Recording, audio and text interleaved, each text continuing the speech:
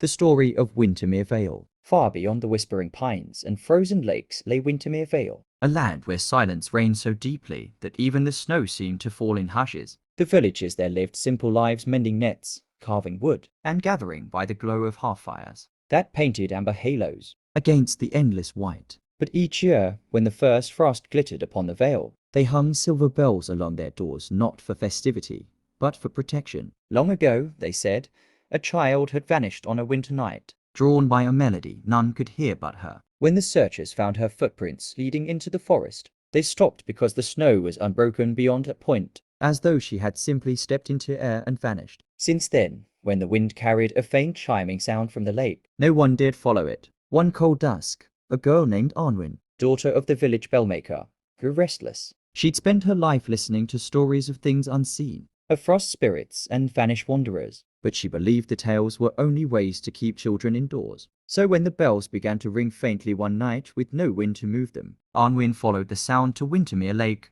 its surface frozen like a mirror of moonlight. There, amid the drifting mist, she saw a figure beneath the eyes of a child, still and pale, her eyes open and glowing faintly blue. And then the music began, not from a voice, but from the air itself. As if the frost had learned to sing, the girl beneath the eyes smiled, and her lips moved though no breath came forth. Anwen's heart pounded as she realized the melody wasn't in her ears, it was in her bones, calling her closer. Her reflection in the eyes began to shift, her features softening, paling. The child beneath the eyes reached upward, and her hand met Anwen's on the frozen surface. The world went utterly still. At dawn, the villagers found the bells of every door ringing wildly. By the lake, they discovered only a set of footprints leading out onto the ice, ending halfway across. Beneath the surface, the frozen child was gone. But now, another lay there, her hair dark and her eyes closed in eternal sleep. The villagers hung new bells that morning, whispering prayers to the frost. And when the first snow fell again the next year,